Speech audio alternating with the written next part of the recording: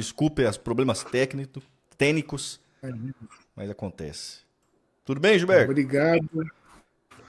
Tudo bem, Tamir? Tudo bom? Fausto, obrigado pelo convite. É um prazer poder estar aqui e uma honra descobrir que eu sou o primeiro convidado. Eles É, começaram mal mesmo, hein? Os primeiros são os mais importantes, pô, convidado de honra. E vamos lá, a gente convidou o professor para vir aqui hoje para falar de um tema muito importante que é a Eletrobras, se ela será reestatizada. Então, deu lá no Valor Econômico no dia 12/2, pelo Christopher Garman, o diretor executivo para as Américas do Grupo Eurásia, Christopher Garman, discute se o governo Lula conseguirá reverter a privatização da estatal, comentando a ação da AGU no STF que contesta os dispositivos da lei de desestatização da empresa. A avaliação de Garman é parte da série O Brasil em 60 segundos, em mais um vídeo da parceria do Valor com o G0 Mídia. É isso. Tem mais uma notícia aqui também, que deu no Infomoney, que eu já quero ler aqui para a gente já poder abrir legal a pauta. Que é o seguinte: com a ação do governo contra a privatização da Eletrobras, como a ação do governo contra a privatização da Eletrobras afeta a Sabesp e outras estatais. No Infomoney, no dia 13, caso o STF conceda liminar permitindo o voto proporcional, as estatais e estaduais não conseguirão realizar o processo de privatização, diz um especialista. A decisão do governo federal de buscar o Supremo Tribunal Federal, o STF, para rever a regra que limita o poder do voto na Eletrobras e os sinais de que o governo pode ir além dessa primeira medida aumentaram a percepção de risco de investidores, não apenas sobre a estatal, como também em outras empresas do setor elétrico e de serviços públicos, em particular aquelas com perspectiva de privatização à vista, como a Copel, a CEMIG e Sabesp, na visão de especialistas ouvido pela reportagem. É isso aí. Qual dos dois querem começar a expor? professor Gilberto, por favor. Bom, Tamir, a pergunta tem um problema. A Eletrobras vai ser restatizada? Para restatizar, tem que querer. Esse pequeno probleminha. Né? E infelizmente não é o que está acontecendo. As pessoas não estão prestando atenção muito no que está acontecendo, elas se deixam levar, vamos dizer assim, por manchete de matéria que aparece na internet ou no jornal, enfim, e não estão prestando atenção no que está acontecendo. Então, para deixar as coisas claras, o Fausto já mencionou aqui uma série de questões da Eletrobras. A Eletrobras é a única empresa, é única no mundo, ela conseguiu construir um sistema interligado de energia num país de dimensão continental. A China não tem isso, os Estados Unidos não tem isso, a Rússia não tem isso. Como também mencionou o Fausto, o Roberto Araújo sempre falam, e outros, o Bicalho e tantos outros, vem gente do mundo inteiro estudar como foi feito o sistema da Eletrobras. Tem um detalhezinho que tem que ser falado. O Fausto lembrou que a energia elétrica é monopólio natural. Tem mais do que isso em termos econômicos. Em termos jurídicos, energia elétrica é serviço público. Não sou eu que estou dizendo isso, não estou inventando isso, é a Constituição que fala isso. A Constituição do Brasil, aliás, desde os anos 30, já fala que energia elétrica é serviço público de competência da União, ou seja, um serviço público federal. Então, todas essas concessionárias de energia, mesmo quando elas eram estatais, o Estado, então em São Paulo tinha a CESP, tinha a Eletropaulo, elas eram concessionárias federais, porque o serviço público da energia elétrica ele é da União, então são concessionárias federais. O Fernando Henrique começou o desmonte, privatizando várias delas, né? Só que a Eletrobras não se segurou. E ele ainda tentou colocar a Eletrobras no processo de privatização ao final do seu mandato, e não deu tempo dele privatizar a Eletrobras. O Lula, tem que ser dito, no primeiro governo, tirou a Eletrobras da lista, né, da relação de empresas para serem privatizadas. E desde teve o golpe lá em 2016, o Michel Temer e depois o Bolsonaro ficaram tentando várias vezes privatizar a Eletrobras. O Temer tentou mandando um projeto de lei, não passou no Congresso, ficou empacado lá na Câmara, e o Bolsonaro conseguiu, pegando o mesmo projeto de lei igualzinho, transformando em medida provisória. E aí foi aprovada a Lei 14.182 de 2021, que é a lei que autoriza a privatização da Eletrobras no governo do Bolsonaro. Inconstitucionalidades nessa lei, tem várias. Tá? Tem que ficar claro, a privatização da Eletrobras é inconstitucional? É. Uma série de problemas. Desde questões formais de processo legislativo, que não foram cumpridos os ritos, né? Até, por exemplo, o próprio processo de privatização. A lei determina que a privatização de uma empresa estatal tem que ser feita por concorrência pública. Mesmo o Supremo, quando teve aquela decisão escalafobética lá que autorizou a privatização das subsidiárias, enfim, toda aquela lambança de privatizações, deixou claro que para privatizar qualquer empresa estatal, que seja a mãe, né, a holding, né, que é a mãe, a empresa mãe, tem que ter autorização legislativa, que aí tinha pela lei, e tem que ter licitação, tem que ter um procedimento licitatório, tem que ter concorrência pública. A privatização da Eletrobras não foi feita por concorrência pública. Ela foi feita por aumento de capital, com a União abrindo mão de subscrever as novas ações. Então, isso é uma ação de direito, não é uma ação de licitação, de concorrência, é uma operação de mercado, de direito societário, em que quem é sócio da empresa tem preferência. Quem já é sócio tem preferência, ou seja, não tem concorrência pública nenhuma. Se você, Tamir, vamos supor que você quisesse comprar ações da Eletrobras, né? Você ia ter que esperar o que sobrar do que os que já eram sócios da Eletrobras deixassem para você. Eles não levassem tudo, enfim, desse aumento do capital da Eletrobras, desse aumento de ações da Eletrobras. O que sobrar, aí você que está fora poderia eventualmente comprar lá ir lá pro seu agente, lá pro seu corretor, comprar para você. Então, na verdade, você tem um processo que não teve concorrência nenhuma, não teve licitação nenhuma. Não era que nem antigamente, que a gente via aqueles ainda do Fernando Henrique, quando venderam a Vale, enfim, a própria Light, você tinha um leilão, né, e tinha disputa de ofertas. Não, simplesmente teve uma operação na Bolsa e que a União perdeu o controle sobre a Eletrobras. A Eletrobras deixou de ser uma empresa estatal, hoje ela é uma empresa privada com participação acionária estatal. A União continua tendo ações da Eletrobras, cerca de 43%. E aí o que o governo alega? Qual que é a maneira de resolver isso? Tem uma maneira, tem várias maneiras, mas tem a maneira mais fácil de todas. Uma medida provisória resolve. Uma medida provisória revogando a Lei 14.182, restaurando a Eletrobras como empresa, sociedade de economia mista, e você recompra as ações que foram vendidas, né, porque a lei foi revogada, se restaurou a lei que determinava que a Eletrobras é uma empresa estatal, eles são obrigados a vender as ações, você compra as ações, e tudo bem, a União recupera o controle sobre a Eletrobras. Isso é o jeito mais fácil. Juridicamente dá para fazer isso via medida provisória? Medida provisória. Medida provisória resolve. Se você não quiser medida provisória, você desapropria as ações. Decreto resolve. Eita. Só que o que acontece?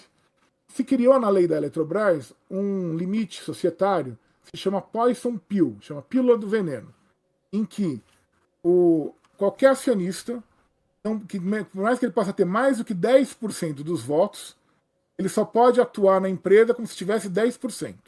Até 10%. Então quem tem mais do que 10% só pode votar como se tivesse 10%. Isso foi voltado contra a União? Obviamente foi, porque era a União quem tinha mais ações da Eletrobras. Mas não é só contra a União. Qualquer acionista, qualquer uma empresa privada tiver lá 20% da Eletrobras, ela só pode votar com 10%. Não é só a União que é limitada por isso. E se criou uma multa para se alguém quiser comprar mais ações da Eletrobras que passe de 10%, então você tem uma multa lá, ação vale o dobro ou o triplo, tem lá uma multa para o preço de ação, que é para impedir que se formem grupos controladores. A ideia é ter uma empresa pulverizada, não ter grupos controladores.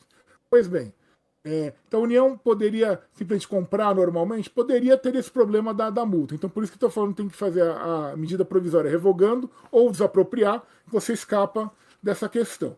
Mas isso é uma questão de direito societário, de organização da empresa, que foi colocada na lei de privatização da Eletrobras. Isso não tem nada de constitucional ou inconstitucional. E aí é o problema, é isso que eu quero chamar a atenção. A ação que o advogado-geral da União entrou no Supremo na semana passada, ela só pede anulação desses artigos que falam do poder de voto da União na Eletrobras, não só da União, de qualquer acionista que tenha mais do que 10% do capital na Eletrobras. Ou seja, ela não trata da privatização, não questiona todas as inconstitucionalidades que tiveram no processo, todo o problema da gestão do serviço público de energia elétrica que está envolvida na questão, a gestão das águas que está envolvida na questão da Eletrobras, ele simplesmente questiona o poder de voto, a limitação ao poder de voto do acionista que tem mais do que 10% na lei que foi a lei que autorizou a privatização da Eletrobras. Com um probleminha. Esse é um problema? É um problema? É um problema, efetivamente, mas é um problema societário, é um problema empresarial, não é um problema constitucional. Ou seja, eles entraram com uma ação no Supremo para pedir a inconstitucionalidade de algo que não é inconstitucional. Para nossos ouvintes aí tiverem uma ideia, é a mesma coisa que entrar com uma ação de despejo sem pedir para retomar o imóvel. Eles entraram com uma ação de inconstitucionalidade sem falar da Constituição. Foi isso que eles fizeram. Aliás, esse exemplo é de um colega meu lá do Rio Grande do Sul, o Ricardo Camargo, que usou esse exemplo. E mais, tanto eles não querem rever a privatização, o próprio AGU, o próprio advogado-geral da União, escreveu um artigo na Folha de São Paulo, que foi publicado agora, foi no dia 10 de maio, né, que foi publicado, e ele fala, eu vou ler para vocês as palavras do AGU. Ele diz o seguinte: a ação não representa embaraço ao processo de desestatização. Trata-se de aprimoramento da modelagem e de mecanismo que permite a conclusão efetiva do processo de privatização, eliminando subsídios cruzados. Ou seja, é para melhorar, é para completar a privatização, não é para reestatizar. E as pessoas ficam falando, agora vai reestatizar. Não vai nada. Primeiro, essa ação não tem objeto constitucional. Duvido que ela tenha sucesso no Supremo Tribunal Federal, embora a gente sabe, no judiciário brasileiro, tudo é possível, né? Mas acho que não vai ter muito sucesso ali. Em segundo lugar, mesmo que ela tenha sucesso, não muda nada. Não muda absolutamente nada. A Eletrobras continua uma empresa privatizada. A Eletrobras é uma empresa privada que, por algum acaso, tem capital da União. Por algum acaso, tem capital público. Que poderia não ter. E digo mais, aí para encerrar, e aí o Fausto poder também falar alguma coisa. A questão da Eletrobras, o mais importante da Eletrobras, é o seguinte: a Eletrobras ela é uma concessionária de serviço público. Ou seja, tudo que a Eletrobras faz, assim como a Light, né, assim como a Eletropaulo, enfim, todas essas concessionárias de energia elétrica, que a energia elétrica é serviço público, elas prestam serviços públicos, são serviços essenciais, que não podem faltar. E de quem é o serviço público? O serviço público é da União, é do governo federal, do Estado Nacional. Caso aconteça a Eletrobras, o que está acontecendo com a Light, que está degringolando a olhos vistos, né, quem é o responsável por manter o serviço funcionando? Quem é o responsável por manter o serviço sendo prestado para que as pessoas não fiquem sem luz, não fiquem sem acesso à energia elétrica? É a União. Ou seja, eu vou dizer o que vai acontecer. O governo Lula, com medo de enfrentar o mercado, com medo de enfrentar os que se apropriaram de maneira ilegítima da Eletrobras, o governo Lula, o que ele vai fazer? Ele está abrindo mão de controlar o processo. Se ele restatiza, ele controla o processo. Ele sabe o que vai acontecer, ele sabe quanto ele vai gastar, ele sabe onde ele vai ter problema, vai ter uma ação aqui, vai ter uma ação ali, vai ter uma reclamação aqui, acolá, mas você controla o processo. Você sabe mais ou menos quanto você vai gastar. O que vai acontecer? Eles não vão fazer nada disso, vão ficar só nesse jogo para a plateia, né, para inglês ver, simplesmente questionar a questão do poder dentro da empresa, que não é uma questão constitucional, é uma questão de organização empresarial, não tem nada a ver com a Constituição, e vão simplesmente esperar o quê? Esperar acontecer o que está acontecendo com a Light. Esperar a empresa degringolar, porque aliás são os mesmos. O grupo o sujeito que manda na Light é do grupo que manda na Americanas, que é o grupo que manda na Eletrobras. E tem a mesma política de destruir as empresas por identificar. Fica simplesmente usando a empresa como uma fonte eterna de dividendos, né, de ficar sugando a empresa, e depois até que ela não consegue mais e joga a casca fora. Eles são uma espécie de parasita. É isso que eles são. E o que vai acontecer então? A Eletrobras, quando entrar em colapso, vai cair no colo de quem? A União. Ou seja, quem vai pagar pela brincadeira toda? Nós. Só que dessa vez a gente vai saber quanto? Não. Vão ser bilhões em prejuízo, vão ser bilhões em necessidade de novos investimentos, porque, como vocês sabem, eles não fazem investimento na qualidade do serviço, na manutenção dos equipamentos, na melhoria, na modernização, em nada. Eles simplesmente sugam. E o que vai acontecer é que o mico, como sempre, vai terminar para que todo mundo pague, né, que como o Fausto disse, a velha e boa socialização dos prejuízos. Essa é a crônica da morte anunciada da Eletrobras. Infelizmente, as pessoas estão se deixando levar por propaganda, enfim. Ah, não, isso é porque é um absurdo. O presidente reclama. Ele reclama por reclamar, como ele reclama dos juros também do Banco Central. Pelo jeito, a única coisa que ele sabe fazer é ficar reclamando, porque governar mesmo parece que esquecer um pouquinho como é que faz. É o que ele faz, reclama do juro, reclama da Eletrobras e fica por isso mesmo. Aliás, só para encerrar, hoje mesmo, salvo engano, foi hoje, foi ontem, foi hoje, o ministro das Minas e Energia também está num evento lá e declarou: a restatização está fora de pauta. Você falou com todas as letras. Então só diz que o governo Lula vai restatizar a Eletrobras quem quer se iludir. Porque ele não vai. Como, aliás, vamos aqui muito entre nós, né? Estamos entre amigos, né? Não restatizou nada. Restatizou a Vale do Rio Doce? Não. Não. Recuperou a parte do setor elétrico que tinha sido privatizada pelo Fernando Henrique? Não. Não reviu nada, não refez nada. Como não vai rever a venda de ativos da Petrobras, como não vai rever a privatização da Eletrobras, infelizmente. Pois é isso aí que o professor falou mesmo. O Gilberto, eu vou colocar aqui uma tentativa de síntese. Eu queria que você comentasse aí para encerrar sua participação aqui no nosso programa, que seria o seguinte: pelo que eu estou entendendo, a ação proposta pela Advocacia Geral da União junto ao Supremo Tribunal Federal corre o risco de acabar dando ao Supremo Tribunal Federal uma chance de declarar, numa espécie assim de decisão, a constitucionalidade da privatização da Eletrobras. Não é verdade? É isso. Vai dar essa chance. Como, aliás, aconteceu com aquela ação que foi de 2019, né, sobre a venda das subsidiárias, que é um caso que é interessante, que é o seguinte: no Brasil, desde o Collor, quando começaram as privatizações, tem várias ações contra a privatização. Nunca nenhuma deu certo. Sempre o judiciário manteve as privatizações. Só que nunca tinha chegado jurisprudência do Supremo a favor de privatização, assim, de maneira explícita. E agora vai Na chegar. ação de 2019 conseguiram uma jurisprudência a favor da privatização, ainda escalafobética, falando que você pode vender a subsidiária sem lei, quer dizer, você pode vender todas as subsidiárias da Petrobras, deixar só o prédio lá na Avenida Chile, lá no Rio de Janeiro, né? E tudo bem. Né?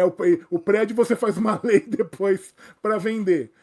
Ou a plaquinha na frente, não sei, às vezes o prédio também vira uma subsidiária, você põe essa plaquinha na frente, vende a plaquinha na frente por lei. Ou então fica abandonado lá, abandonado até virar ocupação e depois acontecer uma tragédia.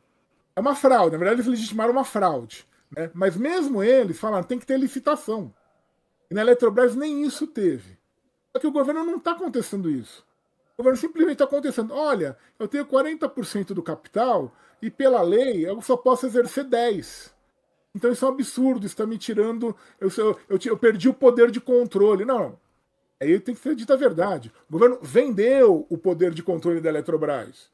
Se vendeu mal, se vendeu por um preço baixo, tem que ir atrás de quem vendeu. Isso é uma ação na justiça comum. Tem que ir atrás do Tribunal de Contas da União, que foi quem liberou a venda a preço ruim. Aliás, o ministro Vital do Rego foi o único que falou que estava com o absurdo que estava acontecendo. Todos os demais ministros do Tribunal de Contas legitimaram essa venda completamente escalafobética, totalmente ilegal da Eletrobras. Todos eles legitimaram. Então tem que ir atrás deles, tem que ir atrás do Paulo Guedes, tem que ir atrás do Bolsonaro. Foram os caras que venderam a Eletrobras a um preço abaixo do que deveria ter sido vendido. Mas vendeu. Esse é o ponto. Agora não adianta falar, não, eu vendi, mas quem sabe, mas eu queria ter de novo os 40%. Sim, você concorda. A lei foi feita, em tese, no governo brasileiro, pelo Congresso. Então foi uma opção legislativa. Ela não tem aí essa estrutura empresarial, não é uma questão, de novo, da Constituição. Por isso que eu falei que tem que fazer uma medida provisória. A medida provisória revoga a lei e resolve o problema. É resolvido. E não tem mais essa questão. Mas não, eles não querem. Porque aí a gente sabe, aí não quer falar com o Arthur Lira, aí não quer falar com o Pacheco, aí não quer falar com não sei quem. Que é engraçado, né? Eu vi isso, foi o Ciro que falou, né? Eles têm voto para aprovar o advogado do presidente no Supremo e não tem voto para destituir o presidente do Banco Central. É a mesma coisa, eles tiveram voto para eleger o Arthur Lira e o Pacheco, né, que não deve ter sido fácil, né, mas não tem voto para aprovar uma medida provisória. Pois é. Quer dizer, então é engraçado, é um governo curioso esse. A gente não sabe se o presidente é o gênio da política ou se é um coitadinho que não consegue governar. Eu estou na dúvida, porque cada hora é uma coisa, né? E são as mesmas pessoas falando a mesma coisa. Um que ele é o gênio, sabe tudo, que a gente não sabe que ele sabe, ele vê tudo antes da gente, pode ser, não duvido, né? E o outro que ele é um coitadinho que não deixam governar. Então, assim, tem que resolver o que ele é, que eu não sei até agora o que ele é, o que ele quer fazer. Né? O Fausto disse que tem uma conversa com ele aí. Conta pra gente depois dessa conversa. Mas é isso, Fausto. Essa ação corre o risco de ser uma ação que legitime a privatização da Eletrobras, porque ela não tá questionando as verdadeiras inconstitucionalidades da privatização. São a questão do modelo, são a questão do serviço público, a questão do regime de águas, todas essas questões que são essenciais e que não foram esclarecidas ou que foram maltratadas, enfim, na elaboração dessa legislação que autorizou a privatização da Eletrobras. Mas por que vocês acham que a AGU tá entrando com um pedido que não faz, tipo assim, que não vai mudar nada? Pra jogar pra galera? Pra fazer nota de imprensa? Que tá tentando fazer alguma coisa? É para isso. E aí depois o judiciário não vai deixar. Aí o judiciário, olha, eu tentei, mas o judiciário malvado não deixou. Pronto, satisfez o público. É o tal negócio. Existe uma certa consciência culpada, né, das pessoas que, no fundo, sabem que esse sistema, né, quer dizer, que tem uma tensão ali entre manter expectativas de que o governo seja uma determinada coisa e o choque de realidade de que ele de fato não é esta coisa que devem esperar que seja. Isso gera uma necessidade dos operadores do governo em promover fatos que são, na maior parte das vezes, meio vazios ou completamente vazios. Né?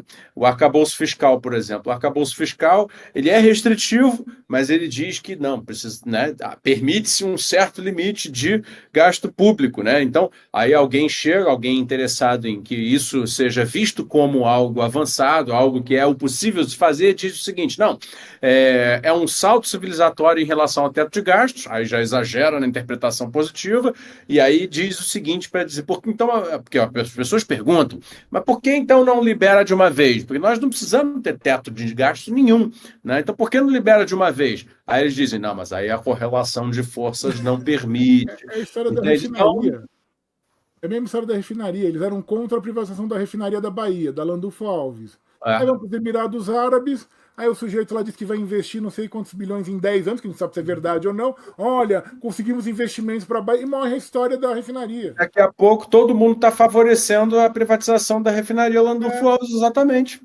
Exatamente. É o que eu falei naquela que virou até corte aqui, né, Tamir, do nosso segundo programa, não me lembro aqui. Eu falei, olha só o que vai acontecer. Daqui mais um tempo, a esquerda brasileira vai estar defendendo a PPI. Né? Vai dizer, não, meu chapa, mas vocês agora têm que olhar porque é o seguinte, o Estado ainda é o acionista majoritário. Então, se a PPI gerar lucros maiores, significa que o Estado vai pegar esses lucros e vai poder contabilizar no superávit primário e vai permitir, então, o aumento de gastos pelo arcabouço arcabouço fiscal. E é quando eu falei que é o avesso do avesso, do avesso, do avesso, do avesso, e as pessoas já não sabem mais o que é bom e o que é ruim, o que é verdade e o que é mentira. Eu vou fazer esse programa com o meu nariz de palhaço. Eu vou trazer meu nariz de palhaço. É nessa que a gente está. Quer dizer, o certo seria o quê? Revogar a paridade de preços internacionais no caso dos combustíveis, revogar a medida provisória que deu aos acionistas privados o controle sobre a Eletrobras. E não ficar discutindo tecnicalidades para fingir que se preocupa com o processo. Porque, veja, meses atrás a dona Gleisi Hoffmann estava aí gritando no Congresso Nacional: nós vamos reestatizar a Eletrobras, sim, para ganhar a eleição. E agora, cadê a dona Gleisi Hoffmann falando a respeito disso? Bom, o professor leu aí o artigo, o cara que é o AGU, o autor da ação, falando: olha, a ação não tem nada a ver com reestatização. O ministro do governo falou: a ideia não é reestatizar. Então a ideia é, de fato, ter realmente o setor de monopólio natural de energia, de serviço público essencial de energia elétrica do Brasil, que é este continente de país, em mãos privadas, sim. Vamos aceitar. Né? É melhor que a gente aceite isso e faça crítica, ou quem quiser aplaudir, que aplauda. Mas, assim, aceita de uma vez que é essa a realidade. Né? Porque enquanto a gente estiver jogando capas de interpretação, né, relativizante em cima de verdade nua e crua, entendeu? Por interesses de manutenção do poder político, cara, entendeu? Nem mesmo um diagnóstico correto da tragédia que se arma, nós vamos conseguir ter. E isso é muito ruim para a sociedade brasileira. Bom, Tamir, eu acho que a gente pode agradecer, liberar aí o professor para poder descansar do dia de trabalho. Muito obrigado, Gilberto, por ter vindo aqui no Massa Crítica, esclarecer o povo aí a respeito da questão da Eletrobras. Palavras finais? Eu que agradeço, falso agradeço, Tamir, estou à disposição. Espero poder voltar outras vezes e muito obrigado aí pela oportunidade. Tamo junto, professor. Obrigado, viu? Um abraço. Tchau. Então é isso, né, velho? Vamos ver os comentários, Falso? Porque aparentemente... Bora. O que o povo achou aí do professor Gilberto? Deixa eu